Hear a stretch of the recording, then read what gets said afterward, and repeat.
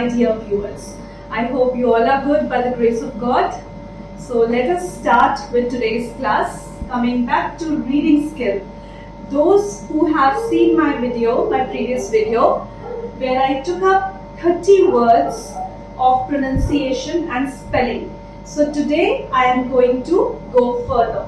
Today I am going to take up the pronunciation drill once again.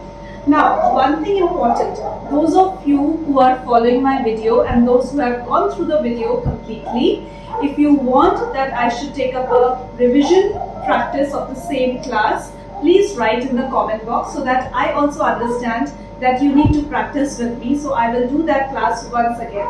So coming back, today I will take up these 3 words which you will see in the previous video, which I have taken in order. So I take up the first 3 words for pronunciation and for spelling, and then today I will explain you these words and how we will use it in a sentence. So let's start.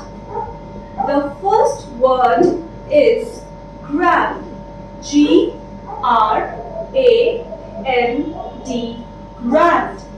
Let's pronounce it once again. Grand. This is an adjective. We need to know which part of speech it is.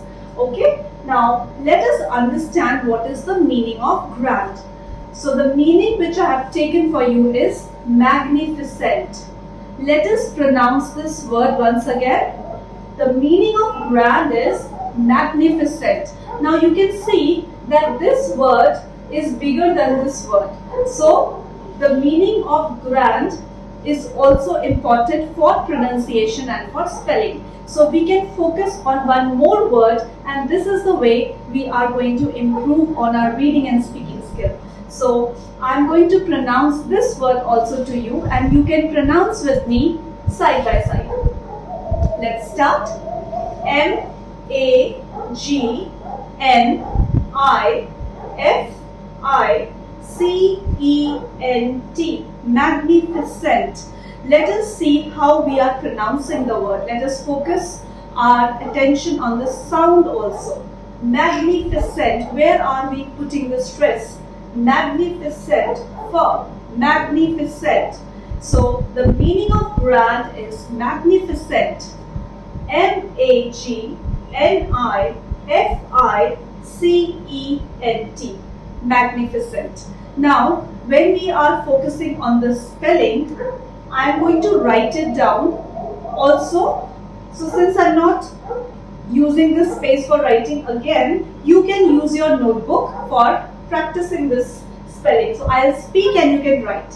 M-A-G-N-I-F-I-C-E-N-T. Magnificent.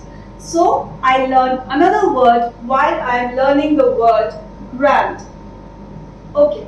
Or I can also say largest of its kind.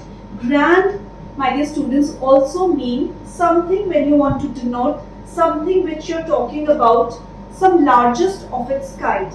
Like, we will do it with an example. If I take the first meaning, that is magnificent, I can use grand for a grand monument. I said this is a grand monument. So I know how to use the word grand in a sentence. When I look at the meaning, largest of its kind, I will take another sentence in which I can use this word in a sentence. Like I can say, this is a grand entrance. I will come to the pronunciation of these words also when I am learning, when I am practicing that the meaning of grand is magnificent. I use it for grand monument. When I say the meaning of grand is largest of its kind, I say grand entrance. So as I am learning new words, I will also focus on the word by writing or by speaking. I will say monument. M-O-N-U-M-E-N-T. I have already written on the board. You can write along with me on a piece of paper or in your notebook. Grand monument. G-R-A-N-D, grand. M-O-N-U-M-E-N-T, monument. M-O-N-U-M-E-N-T, monument. M-O-N-U-M-E-N-T, monument. M-O-N-U-M-E-N-T, monument. M-O-N-U-M-E-N-T, monument. M-O-N-U-M-E-N-T, monument. M-O-N-U-M-E-N-T, monument. When I am using the word grand for largest of its kind, I will say this is a grand entrance. I will practice by writing GRANDENTRANCE.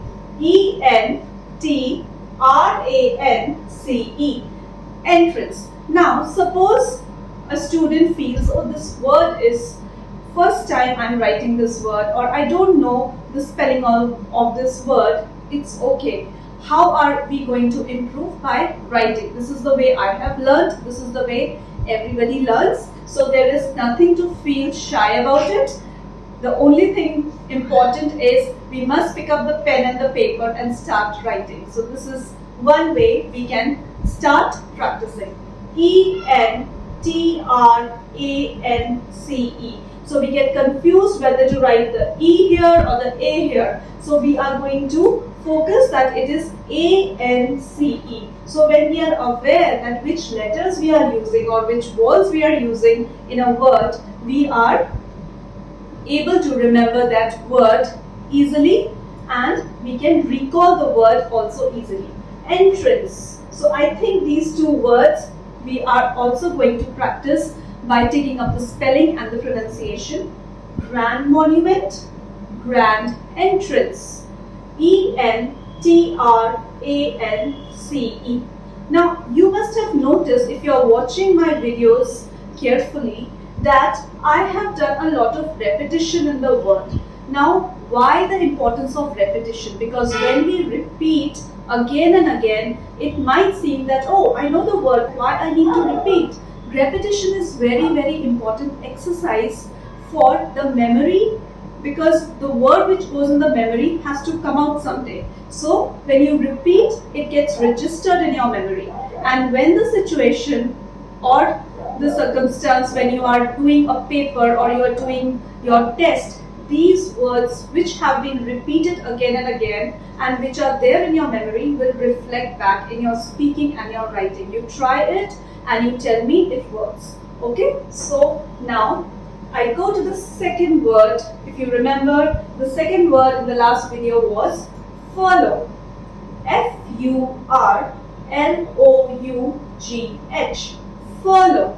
Now if you notice, I have marked the letter R. This is silent. Okay, I don't say furlough, I say furlough. So the pronunciation of the word is correct when I say furlough. This is a noun form which we need to know, especially the students who are studying English as a language. Now what is the meaning of furlough? Let us see. Leave of absence. This is the meaning of furlough. Or when we say, what is leave of absence called? That is furlough. Okay, now I know the word, I know the spelling, I know the meaning. Now the next and the last step is, how do I use it in a sentence while speaking or while I am writing? So here is a small example. A government servant home on furlough. Or a government official who is on leave, who is on leave of absence. So I can use this word, a government servant or an official home on furlough. So I understand the use of the word in my language. Coming to the third word and the last word for today is a simple word, WILD, wild.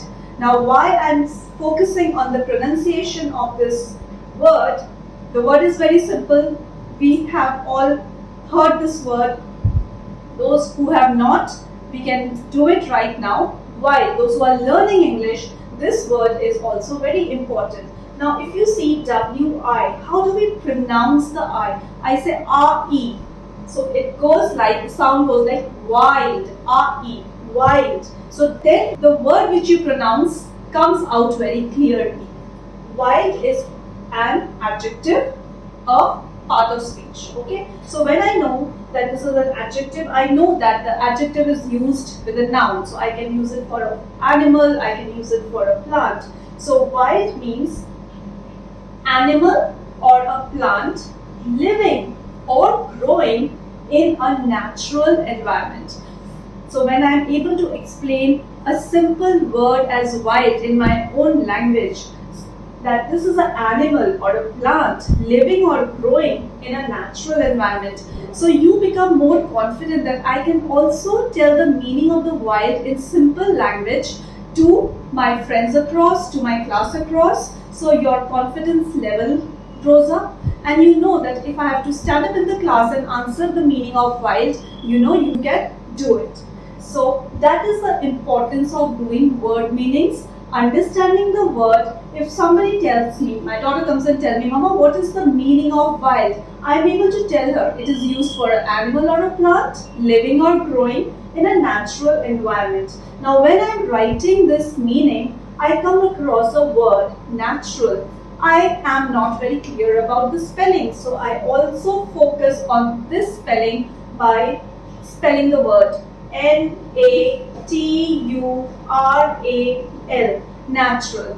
A very good habit is to keep a pen and a paper or a notebook and start writing the words. I tell you, writing is a very magical experience. You start learning words very fast. Natural, environment. Now, environment may be a difficult word for some of you, and maybe it is a very easy word for some of you to speak, but the problem comes when we are writing the spelling of the word, because how we speak, how we pronounce is not how we write. So I need to learn the spellings. Like I will break it and learn it like this: E-N-V-I-R-O-N. The O comes here, but the sound is not there. Environment, M-E-N-T. So I have no sound of O or O. I call this word environment. E-N-V-I-R-O-N-M-E-N-T. So when I write this word 5 times in my notebook, or I practice it on the board, I am clear with the word environment also. So see, this is the way we can speak better, we can read better by practicing on one word, knowing the meaning of the word, knowing which part of speech it is, and doing it as an example or using it in a sentence while we are speaking or while we are writing. So I will use this word wild. I say a herd of wild goats. Yes, children, those who are studying in school, you do these kind of examples in the class. A herd of wild goats. You know the meaning of wild now.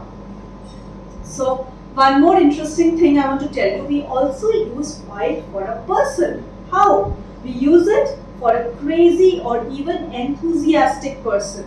How? He or she is wild about music. We use this in our daily sentence. He or she is wild about music. So when I say wild about music, it means the person is crazy, very fond of, or even enthusiastic about music. So I come across another word, enthusiastic, a big word, but we can pronounce it in a better way by focusing on the word, by spelling it. So let us spell together: E-N-T-H-U-S-I-A-S-T-I-C. Enthusiastic. We can break it. E-N-T-H-U-S-I-A-S-T-I-C. So when we write this word 5 times, 10 times, we are confident about the word, and we add one more word to our knowledge of words, that is vocabulary. So this is one way of improving our reading skill by focusing on one word, knowing the meaning of the word, knowing how to spell the word, and using it in a sentence. So this is all for today, my dear students and viewers. Those of you who have enjoyed this video, who have benefited from this video, please don't forget to press the like button, subscribe to the channel for more and more, and please share it with your friends, family, and everybody you know. Stay happy, stay good.